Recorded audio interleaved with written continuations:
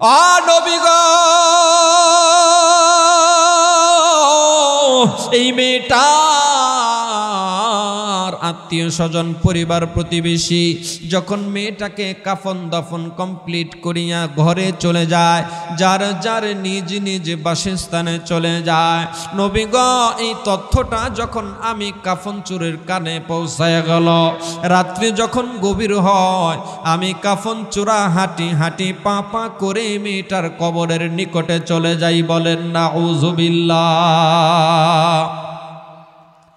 এইবার আমার আপনার নবীজি ডাক দিয়ে কই, যুবক, কবরের নিকটে যাইয়া তুমি কি করলা বলো? যুবক ডাক দিয়ে কই, নবী গো, কবরের ভিতরে আমি প্রবেশ করলাম। কবরের ভিতরে প্রবেশ করিয়া আমি এই হুরে মদিনা খাঁটি পর্দাশীলা একজন নারীর, কোরআনের হাফেজার দেহ থেকে 1 টুকরা, 3 টুকরা, 4 টুকরা, 5 টুকরা কাফনের কাপড় আমি খোলাইলাম। বলেন নাউযুবিল্লাহ। ও নবী গো, আমি একে একে 5 টুকরা কাপনের কাপড় খোলাইয়া আমি আমার ব্যাগের ভিতরে লইয়া আমি আমার চিরাচরিত্র নিয়ম অনুযায়ী কবর থেকে বের হইতে আরম্ভ করলাম গো নবী। নবীজি, আমি যখন কবর থেকে বের হব, আমি যখন কবর থেকে বের হইতে লাগলাম, হঠাৎ করে কে যেন আমাকে ডেকে ডেকে বলে, এ যুবক, এত সুন্দর মেয়ে কবরের ভিতরে ঘুমাইয়া রইছে, তুমি যদি মন চাও, তুমি যদি ইচ্ছা করো, এই মেয়েটার সঙ্গে তুমি অবৈধ কাজ করতে পারো। তোমার যদি মন চায়,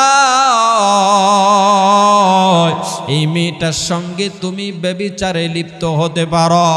ও নবী গো, এই চক্রান্ত ওয়াসওয়াসা যখন মিস্টার ইবলিস শয়তান আমার ব্রেনে ঢুকাইয়া দিল, আমি শয়তানের চক্রান্ত বুঝতে পারি নাই। নবী গো, আমি লোভ লালসার ভিতরে পড়ে গেলাম, এই মেয়েটার সঙ্গে আমি জিনাহের কাজে লিপ্ত হয়ে গেলাম। বলেন নাউযুবিল্লাহ। পাপটা ছোট না অনেক বড়? আর একটু জোরে জোরে কন্যা, ছোট নাকি অনেক বড়? বাবাজি, এইবার যুবক ডেকে ডেকে বলে, পয়গম্বর, আমি এই মেয়েটার সঙ্গে আমার যৌন চাহিদা মিটাইয়া আমি এই কাফনের কাপড়গুলো লইয়া কবর থেকে বের হব। নবী গো, এই মুহূর্তে মেয়েটার জবানটা কেমন করে যেন খুলে গেল। মৃত মানুষ আমার কাজে কোনো বাধা দিল না, আমার অন্যায় ব্যভিচারে কোনো ডিস্টার্ব করলো না। আমি যখন বের হইতে লাগলাম গো নবী, এই কোরআনের হাফেজা, এই হুরে মদিনা পিছন থেকে আমাকে ডেকে ডেকে বলে, যুবক রে, তুমি আমার পবিত্র দেহটারে নাপাকি করে দিলা, তুমি আমার পবিত্র দেহটাকে নষ্ট করে দিলা। এ যুবক, আমি হইলাম মদিনার ভিতরে হুরে মদিনা, আমি হইলাম সবচেয়ে সুন্দরী একজন নারী। এখনো পর্যন্ত আমার বিবাহ হয় নাই, এখনো পর্যন্ত আমার সতীত্ব নষ্ট হয় নাই, তুমি আমার সতীত্ব নষ্ট কইরা দিলা। আমি ছিলাম আমলওয়ালি একজন নারী, আমি খাঁটি পর্দা করতাম, কোনো যুবক আমাকে দেখতে পেত না। আমি চেয়েছিলাম এই অবস্থায় আমি হাসরের মাঠে আল্লাহর কাঠগড়ায় দাঁড়াবো, আল্লাহর কাছে আমি হিসাব নিকাশ দিয়ে দেব। কিন্তু যুবক, তুমি আমার পবিত্র দেহটাকে অপবিত্র করে দিলা। আমি কিন্তু আল্লাহ তাআলার দরবারে তোমার বিরুদ্ধে মামলা দায়ের করব। আল্লাহু আকবার বলেন। আল্লাহ নবীর প্রিয় একজন সাহাবী হযরত ওমর ইবনুল খাত্তাব রাদিয়াল্লাহু তাআলা আনহু ফজরের সময় মসজিদে নববীতে আমার আপনার নবীজির পিছনে নামাজ আদায় করেছেন। কে নামাজ আদায় করেছেন? হযরত ওমর। কে? হযরত ওমর ফজরের নামাজ আমার আপনার নবীজির পিছনে আদায় করেছেন জামাতের সাথে। নামাজ আদায় করিয়া নবীর পিছনে নামাজ কমপ্লিট করিয়া হযরত ওমর বাড়িতে গিয়েছেন কিছু নাস্তা করার জন্য। নাস্তা করিয়া উমরের একা একা ভালো লাগতেছে না। এই হযরত ওমর রাদিয়াল্লাহু তাআলা আনহু নিয়ত করলেন, না আমি বাড়িতে বসে থাকবো না, আমি যাই নবীজির পাশে বসে থাকবো, দুই একটা মাসআলা মাসাইল শিখলে, দিনের একটু জ্ঞান শিখলেও তো লাভ হবে। কথা বলেন ঠিক কিনা? আল্লাহর নবী উমরের ব্যাপারে আর আবু বকরের ব্যাপারে বলেন, ও আমার সাহাবীরা শোনো, আসাদ্দুহুম ফি আমরিল্লাহি উমর, আমার উমর হলো আমার উম্মতের ভিতরে সবচেয়ে গরম হৃদয়ের মানুষ। কি হৃদয়ের মানুষ? আর একটু জোরে কন। গরম হৃদয়ের মানুষ তার নাম কি? হযরত উমর। আর নরম হৃদয়ের মানুষ তার নাম কি?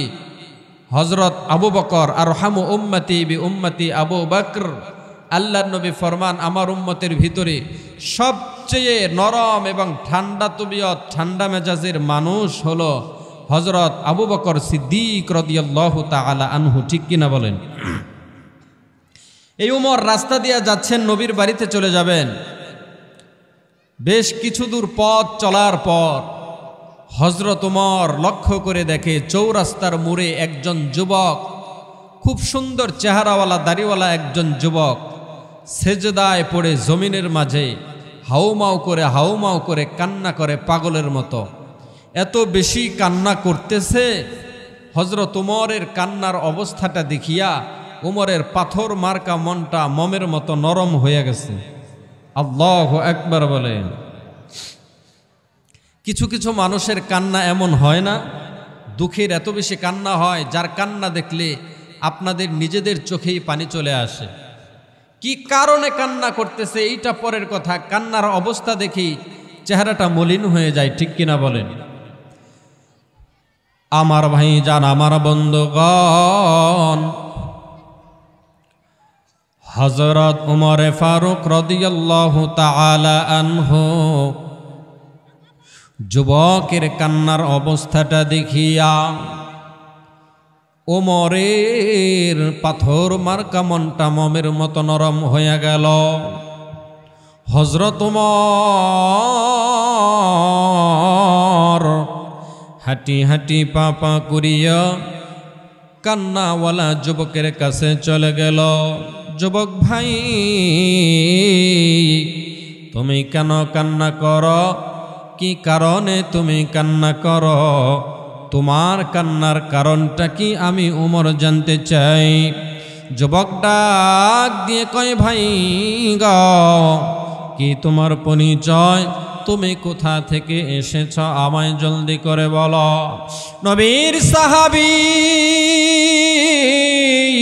হযরত উমর রাদিয়াল্লাহু তাআলা আনহু ডাক দিয়ে কয়, যুবক রে, আমি হইলাম এই মদিনার ভিতরে শ্রেষ্ঠ নবীর প্রিয়তম একজন মানুষ। সুবহানাল্লাহ কোন।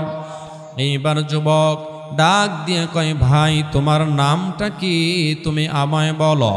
হযরত উমর রাদিয়াল্লাহু তাআলা আনহু ডাক দিয়ে কয়, যুবক রে, আমার নাম হইল হযরত উমর, আমার নাম হলো উমর ইবনুল খাত্তাব রাদিয়াল্লাহু তাআলা আনহু।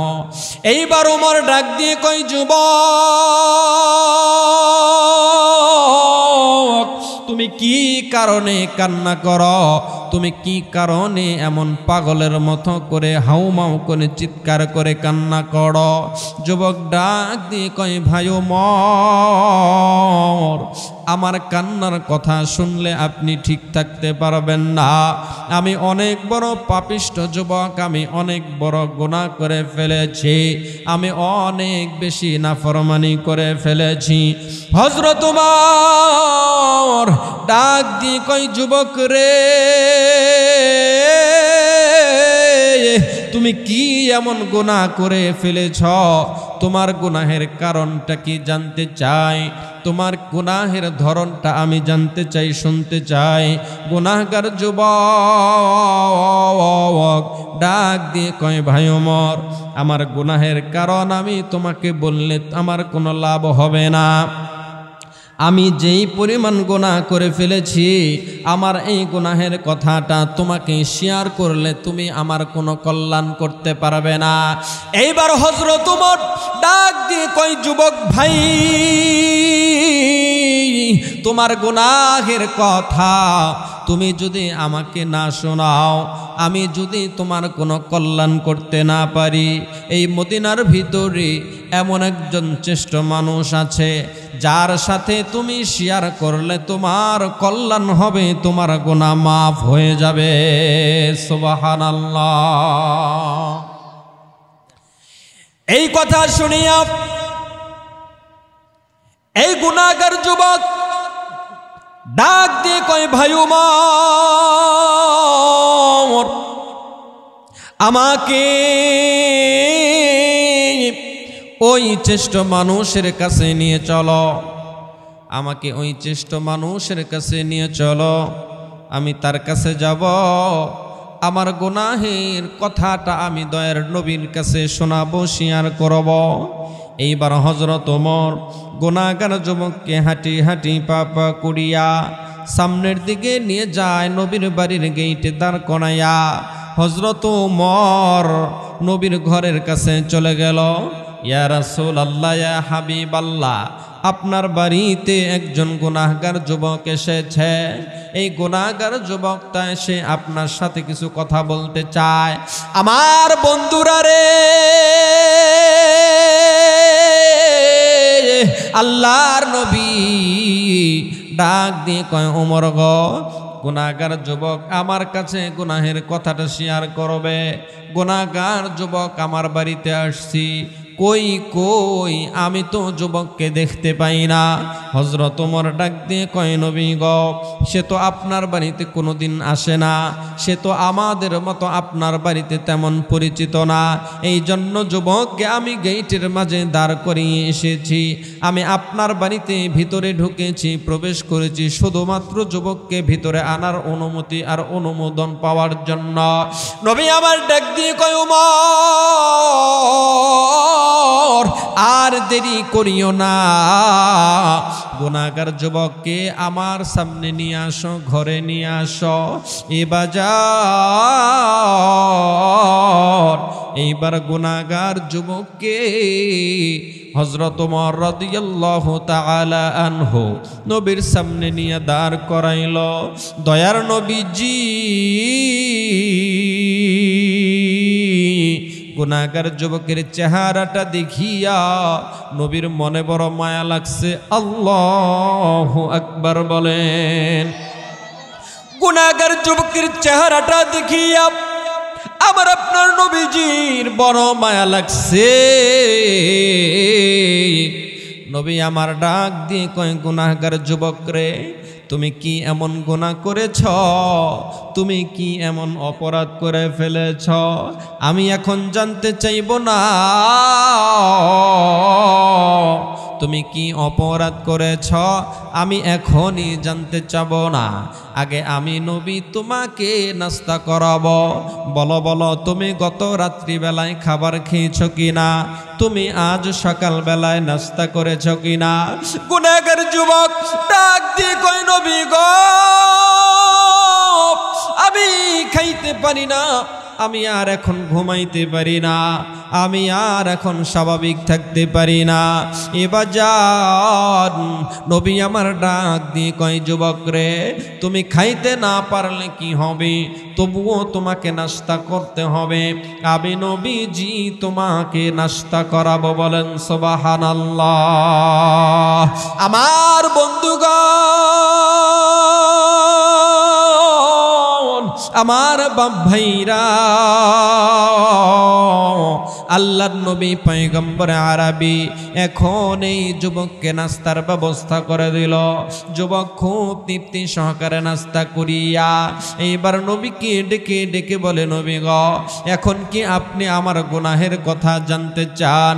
নবী আমার ডাক দিয়ে কয়, যুবক রে, বলো বলো, তুমি কি গুনাহ করেছ?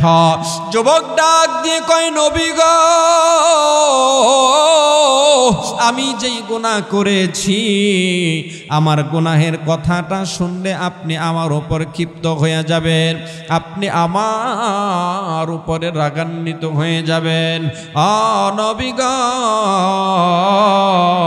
আমার গুনাহের কথাটা বলতে বড় ভয় করতেছি। নবী আমার ডাক দিয়ে কয়, যুবক রে, তুমি নির্ভয়ে তোমার গুনাহের কথাটা বলো। তুমি কি এমন অপরাধ করেছ? তুমি কি এমন গুনাহ করেছ?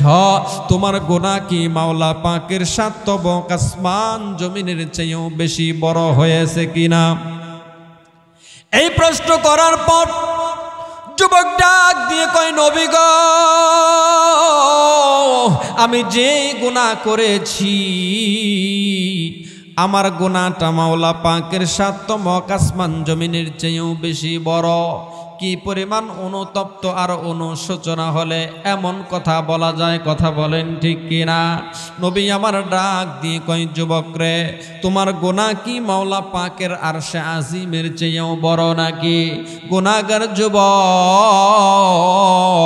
ডাক দিয়ে কয়, নবী গো, আমার গুনাহ মাওলা পাকের আরশে আজিমের চেয়েও বড়। এইবার আমার আপনার নবীজি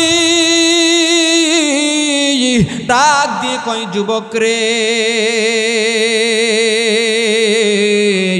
তোমার গুনাহটা আরশে আজিমের চেয়েও বড়, তোমার গুনাহটা সাতব আসমান জমিনের চেয়েও বড়। ও যুবক, তুমি বলো তোমার গুনাহ কি মাওলা পাকের দয়া আর ক্ষমার চেয়েও বড় নাকি? আল্লাহু আকবার বলেন। এই কথা শুনিয়া গুনাহগার যুবক ডাক দিয়ে কয়, নবী গো,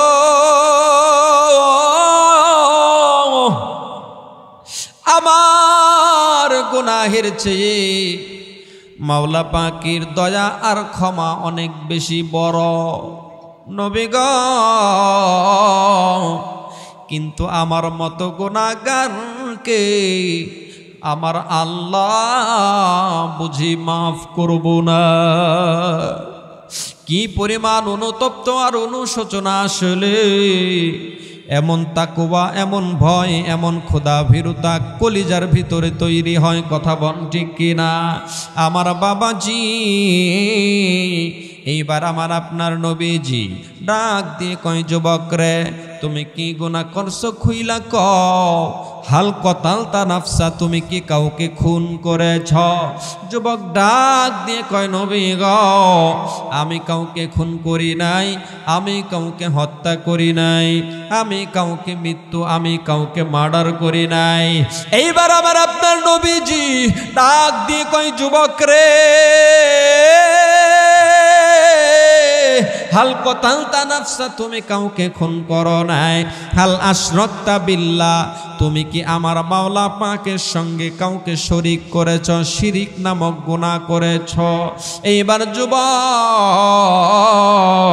ডাক দিয়ে কয়, নবী গো, আমি শিরিক নামক গুনাহ করি নাই, আমি আমার স্রষ্টার সঙ্গে কাউকে শরীক করি নাই।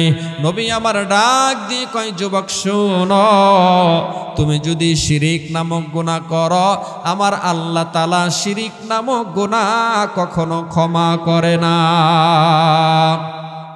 ইন্নাহু মান ইউশরিক বিল্লাহি ফাকাদ হাররামাল্লাহু আলাইহিল জান্নাহ ওয়া মাওয়াহুন নার ওয়া মা লিয-যালিমিনা মিন আনসার। আমার আপনার নবীজি ডাক দিয়ে কয়, যুবক রে, তুমি কি শিরিক করেছ? হাল আশরাকতা বিল্লাহ, তুমি কি আল্লাহ তাআলার সঙ্গে কাউকে শরীক করেছ? যুবক ডাক দিয়ে কয়, নবী গো, না না, আমি শিরিক নামক গুনাহ করি নাই। এ বাজান, নবী ডাক দিয়ে কয়, যুবক রে, তুমি তাড়াতাড়ি তোমার গুনাহের কথাটা খুইল কও, আমার এত লম্বা কথা বলার সময় নাই, সুযোগ নাই। যুবক ডাক দিয়ে কয়, নবী গো,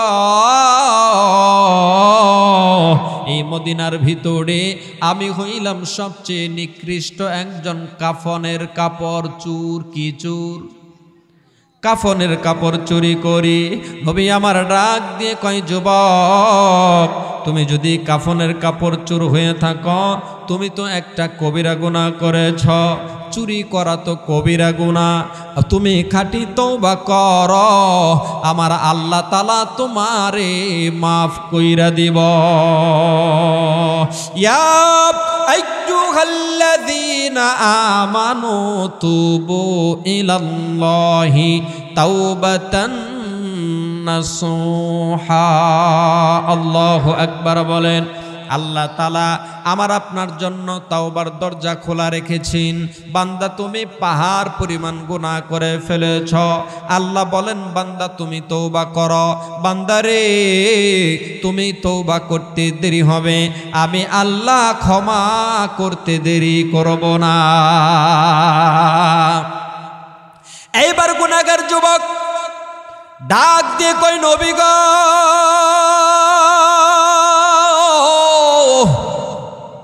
আমি শুধুমাত্র কাফনের কাপড় চুরি করি ক্ষান্ত হই নাই গো নবী। গতকাল মদিনার ভিতরে একজন কোরআনের হাফেজা ইন্তিকাল করে। কি কোরআনের একজন হাফেজা ইন্তিকাল করে। নবী গো এই কোরআনের হাফেজা মদিনার ভিতরে সবচেয়ে সুন্দরী একজন মেয়ে, যে মেয়েটা এত বেশি সুন্দর গোটা মক্কা মদিনার মানুষ মেয়েটাকে উপাধি দিয়েছে হুরে মাদিনা। আল্লাহু আকবার বলেন। নবী গো এই হুরে মাদিনা গতকাল দিনের বেলায় মারা যায়, ইন্তিকাল করে। এই মেয়েটা জীবনে কোনোদিন বেপরদায় রাস্তায় বের হয় নাই। এই মেয়েটা কোনোদিন পরপুরুষের সঙ্গে দেখা করে নাই, আড্ডা দেয় নাই, প্রেম ভালোবাসা করে নাই। এখনো পর্যন্ত মেয়েটার বিবাহ হয় নাই গো নবী। এই মেয়েটা যখন মারা যায়, তার আত্মীয় স্বজন যখন কবরস্থ করে চলে আসে, নবী গো এই মেয়েটা আত্মীয় স্বজন পরিবার প্রতিবেশী যখন মেয়েটাকে কাফন দাফন কমপ্লিট করিয়া ঘরে চলে যায়, যার যার নিজ নিজ বাসস্থানে চলে যায়, নবী গো এই তথ্যটা যখন আমি কাফন চোরের কানে পৌঁছায় গেল, রাত্রি যখন গভীর হয়, আমি কাফন চোরা হাঁটি হাঁটি পা পা করে মেয়েটার কবরের নিকটে চলে যাই। বলেন নাউযুবিল্লাহ। এইবার আমার আপনার নবীজি ডাক দিয়ে কই, যুবক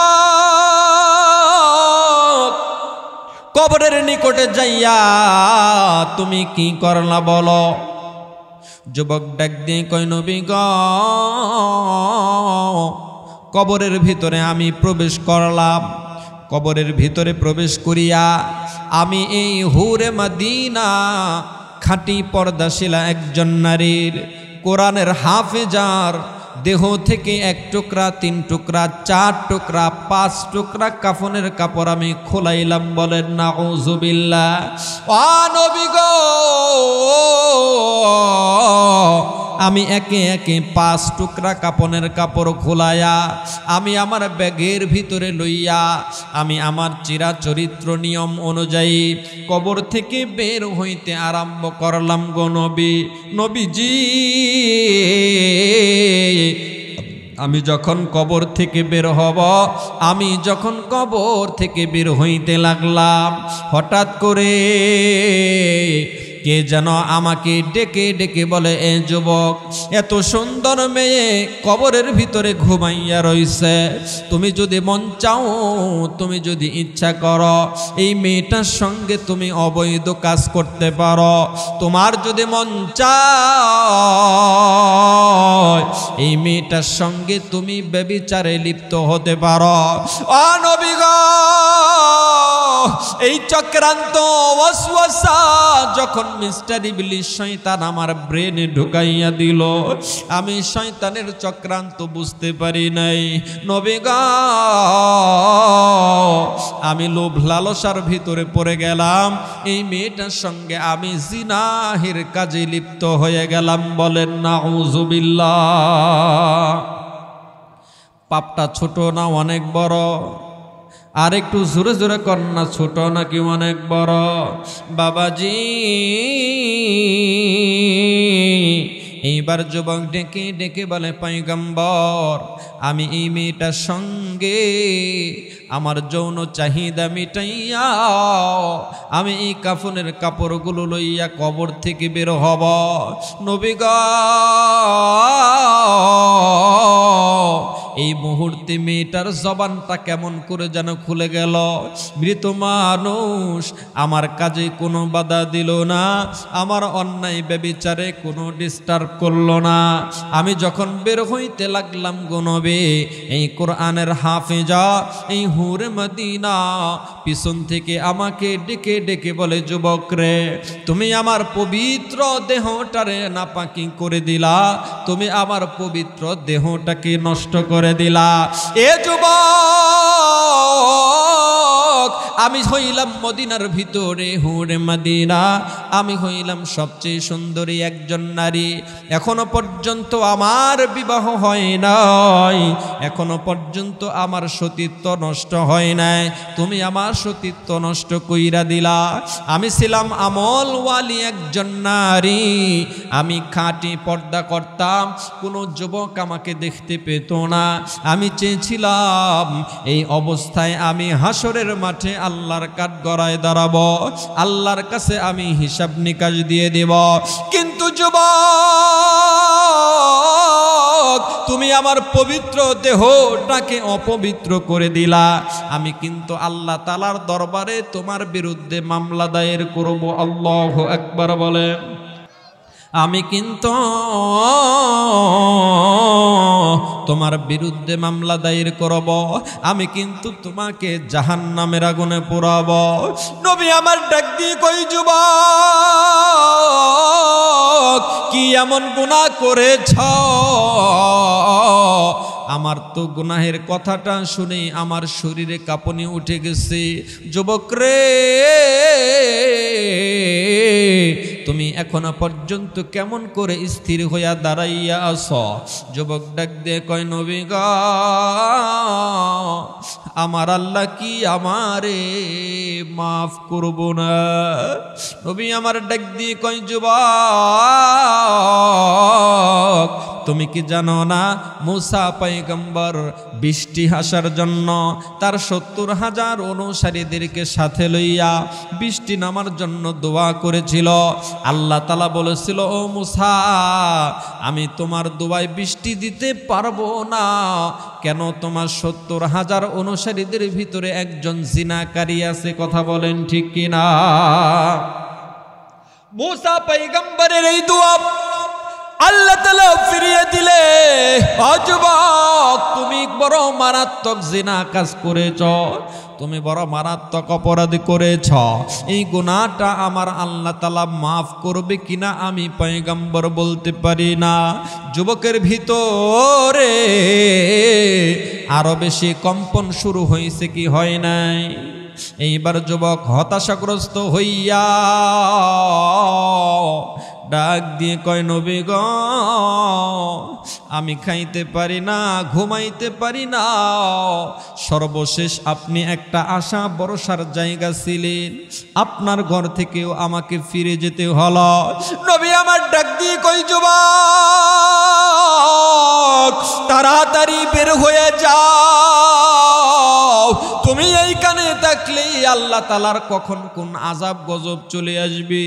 এইবার যুবক দিলের মাঝে প্রচুর পরিমাণে অনুতপ্ত আর অনুশোচনা লইয়া মদিনার ভিতরে সবচেয়ে বড় একটা পাহাড়ের উপরে উঠাইয়া, সবচেয়ে বড় পাহাড়ের চূড়ায় উঠিয়া এইবার যুবক এমন সেজদা করছে, এমন তওবা করছে, একদিন নয়, 2 দিন নয়, একটানা 40 দিন যুবক সেজদায় পার করে দিয়েছে। 40 দিন পরে আল্লাহ তাআলা জিবরাইল আমিনকে ডেকে ডেকে বলে, জিবরাইল আমার এই গুনাহগার বান্দাকে আমি আল্লাহ মাফ করে দিলাম। ইয়া আইয়ুহাল্লাযীনা আল্লাযীনা আমানু তুবু ইলাল্লাহি তাওবাতান নাসুহা। গমচুবিনি জুদে ইস্তেগফারে কুন, গম্ব আমরে খালে কামদ কারে কুন। বাজ আহর আচ হস্তি বাজ गर का फेरोगे बोरो भूत पुरस्ती बाज हर शबे गोयम के फरदा तोर के सौदा को नाम बाज चो फरदा शुवद एम रोजरा फरदा को नाम तौबा जो करता है तौबा जो करता है होकर शर्मशार जोश में आता है आफवे कर देकर जोश में आता है आफवे कर देकर मरहबा कौन আর একটু জোরে সুরে বলেন মাশা আল্লাহ। বিপদ এলে তাড়াতাড়ি তওবা করে নাও, খোদার ইচ্ছায় বিপদ আসে বিধান মেনে নাও। ফিরে এসো হও না যতই পাপী, কাফের মূর্তি পূজক হলেও ফিরে এসো আজি, ঠিক কি না? যাহার ইচ্ছে এসো ফিরে, যার ইচ্ছে প্রস্থান। এই দরবারে নেই প্রহরী, নেই যে দারোয়ান ভায়া, ওই দরবারে নেই প্রহরী, নেই যে দারোয়ান। পাপ কাজের তওবা করলে অনুতপ্ত হইয়া গর্জে উঠে মাওলা পাকের রহমতের দরিয়া। লা ইলাহা লা ইলাহা ইল্লাল্লাহ, লা ইলাহা ইল্লাল্লাহ। বহু দূরে মাদিনা আমরা কেমনে যাব জানি না।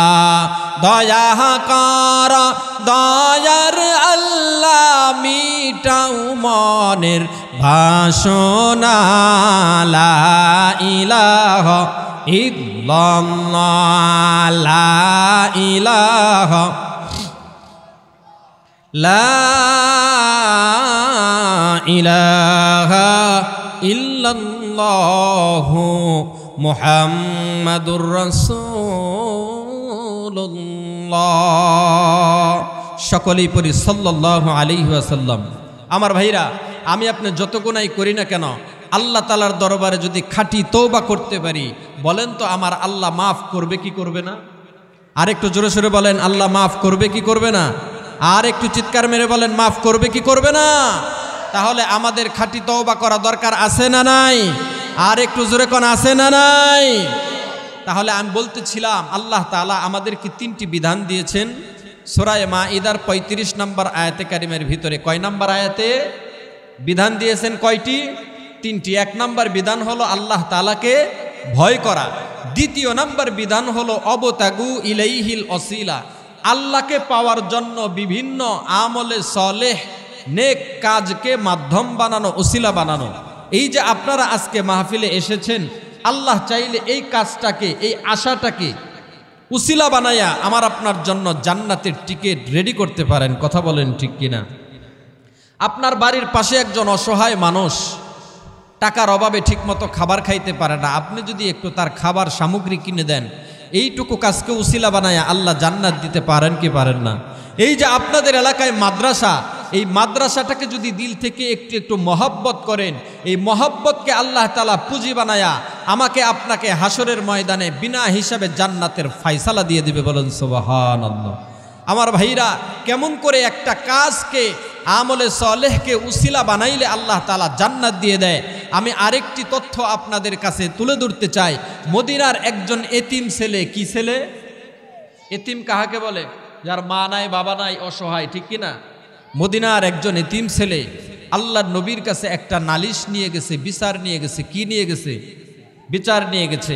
আমাদের মাঝে কেউ বিপদ আপদে পড়লে, ঝামেলায় পড়লে এলাকার মাতাব্বরের কাছে, থানায় গিয়ে আমরা বিচার, নালিশ, অভিযোগ নিয়ে যাই কি যাই না? আমার ভাইজান, আমার বন্ধুগণ, মদিনার এই যুবক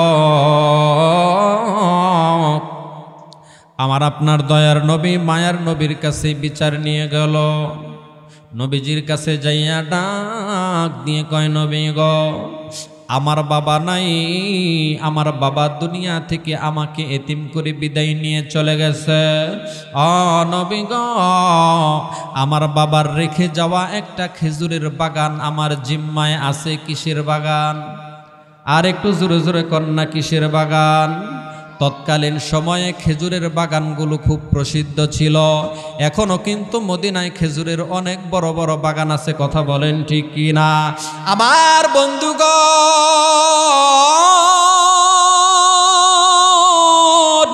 এইবারে তিন যুবক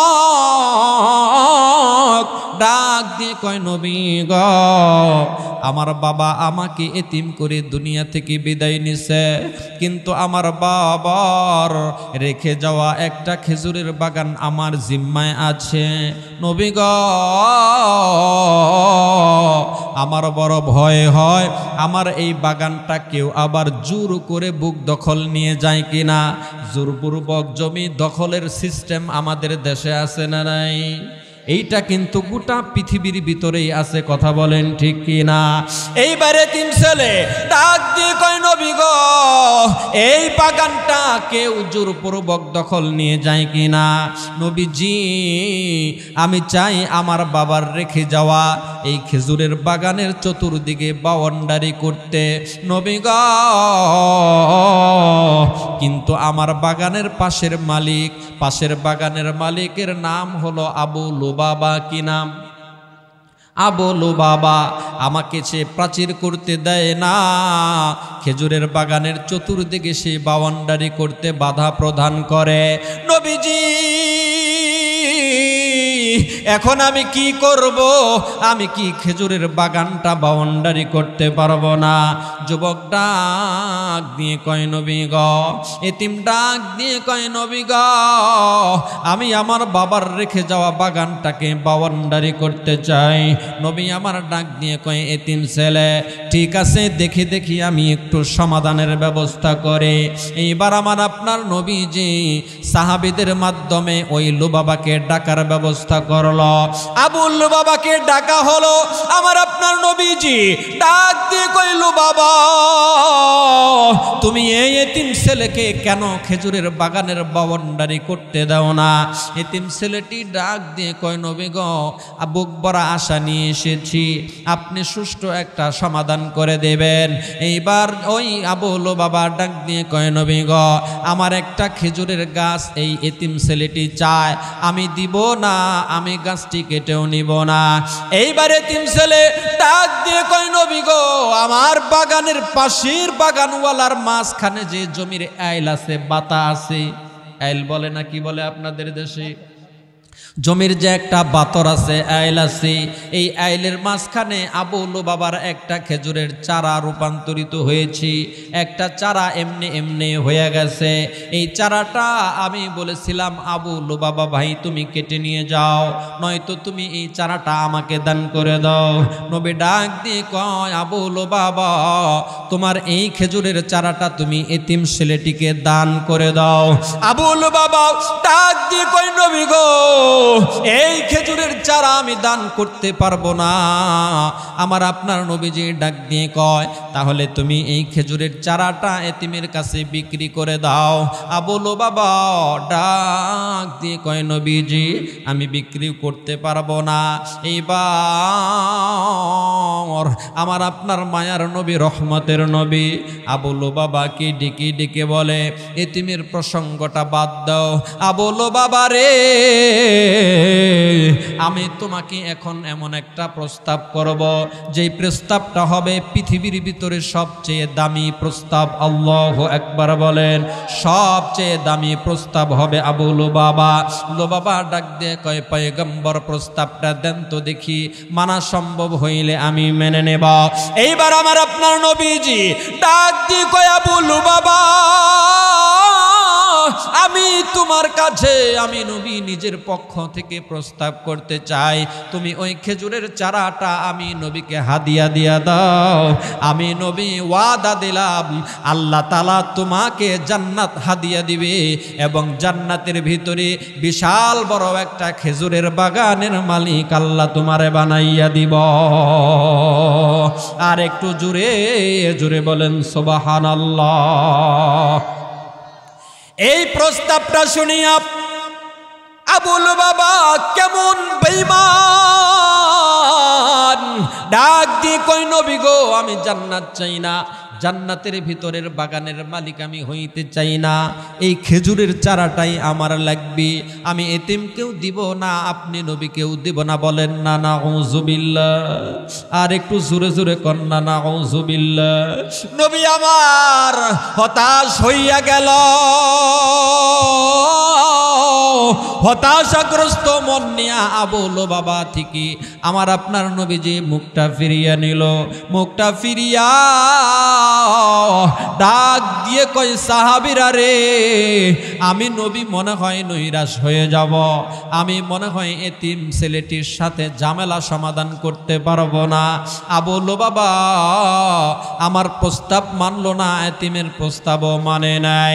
এইবার আমার আপনার নবীজি ডাক দিয়ে কয় সাহাবীরা রে, তোমাদের মাঝে এমন কেউ কি আছে যারা আবু লুবাবা থেকে ওই গাছটা নিয়া আমি নবীকে হাদিয়া দিবা? হঠাৎ করে একজন সাহাবী দাঁড়াইয়া গেছে। আল্লাহু আকবার বলেন। যেই সাহাবীর নাম হলো হযরত আবু দাহদা রাদিয়াল্লাহু তাআলা আনহু। আবু দাহদা রাদিয়াল্লাহু তাআলা আনহু ডাক দিয়ে কয় নবী গো, আমি আবু দাহদা ওই আবু লুবাবা থেকে ওই গাছটা কৌশলে হিকমতে নিয়া আমি নবী আপনি নবীকে আমি হাদিয়া দিতে চাই। বলেন বলেন যেই পুরস্কার আপনি আবু লুবাবাকে দিতে চেয়েছিলেন ওই পুরস্কার আমি আবু দাহদাকেও দিবেন কিনা? আল্লাহু আকবার বলেন। আমার আপনার নবীজি ডাক দিয়ে বলে আবু দাহদা,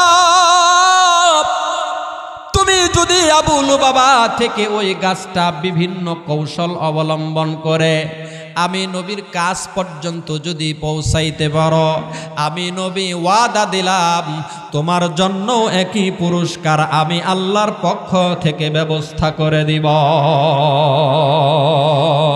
এইবার হযরত আবু দাহদা রাদিয়াল্লাহু তাআলা আনহু ডাক দিয়ে কয় নবী গো, আমি একটু আবু লুবাবার সঙ্গে কথোপকথন করতে চাই।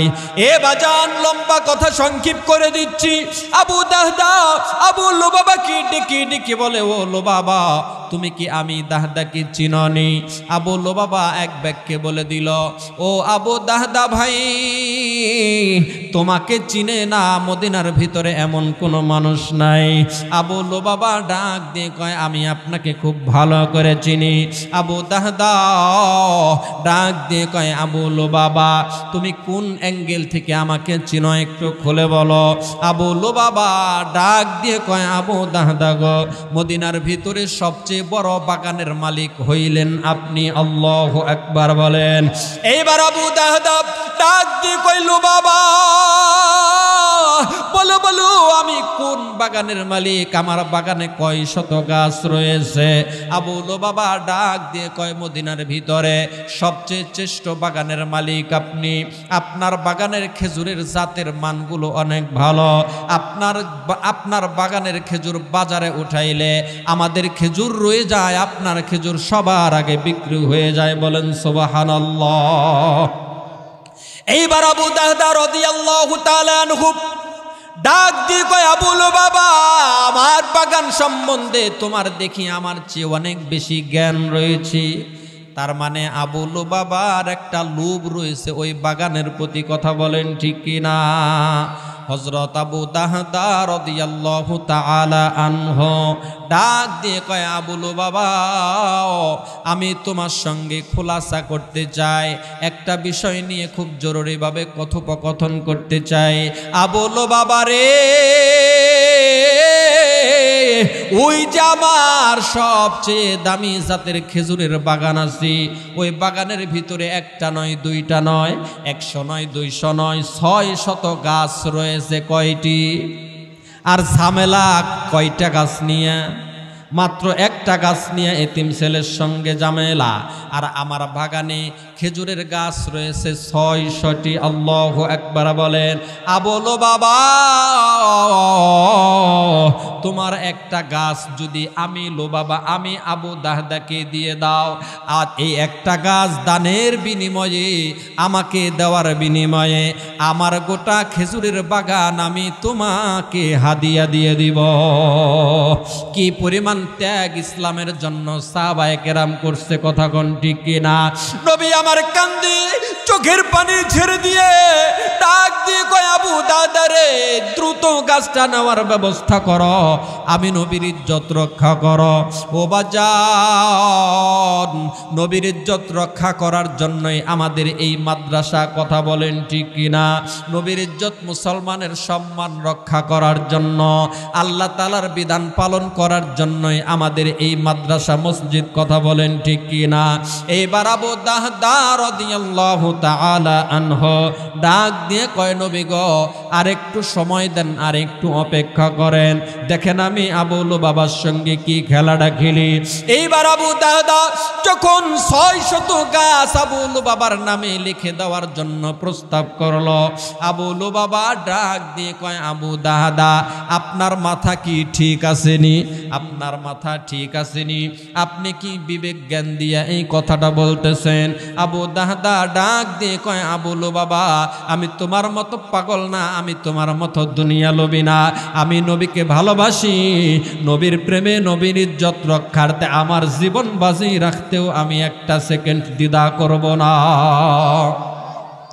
এইবার আবু দাহদা রাদিয়াল্লাহু তাআলা আনহু ডাক দিয়ে কইল, বাবা,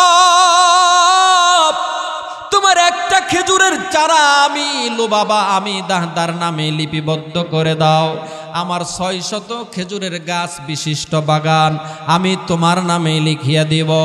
এইবার কাগজে কলমে লিপিবদ্ধ করে দিল। এইবার হযরত আবু দাহদা রাদিয়াল্লাহু তাআলা আনহু ডাক দিয়ে কয়, নবী গো,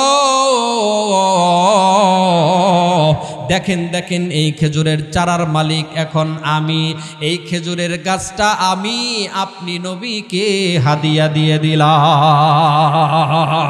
এইবার আমার আপনার নবীজি ডাক দিয়ে কয়, আবু দাহদা, তুমি দুনিয়ার ভিতরে সবচেয়ে দামি জান্নাত ক্রয় করে নিলে, তুমি ঠকো নাই, তুমি হেরে যাও নাই, তোমার জীবনের সবচেয়ে দামি সম্পদ দানের বিনিময়ে তুমি বিশাল বড় একটা খেজুরের বাগানের মালিক জান্নাতের ভিতরে হয়ে যাবে। এমন সৌভাগ্যবান আমরা সবাই হতে চাই কি চাই না? কালেকশন করতে গেলে বয়ান সাজানো যায় না, গোছানো যায় না, ঠিক কিনা? তবুও এলো পাথারি টোটাফাটা যতটুকুন কথা বললাম, কেউ কষ্ট পেয়ে থাকলে ক্ষমা সুন্দর দৃষ্টিতে দেখবেন এবং আমার জন্য দোয়া করবেন। আল্লাহ তাআলা যেন সব ধরনের বিপদ আপদ থেকে হেফাজত করে, কোরআনের খাদেম হিসেবে মাঠে ময়দানে বিচরণ করার, খেদমত করার যেন তৌফিক দান করে। সকলে বলেন আমিন সুম্মা আমিন। ওয়া আখিরু দাওয়ানা আনিল হামদুলিল্লাহি রাব্বিল আলামিন। এর পরেও যারা দান করবেন, প্রধান বক্তার হাতে মুনাজাতের আগ মুহূর্তে দোয়া নেওয়ার জন্য দান করবেন। অনেক বড় বুজুর্গ মানুষ, আল্লাহ তাআলা আমার বন্ধুবর আবু রাইহান হাবিব সাহেবকে কবুল করুক। সকলে বলেন আমিন।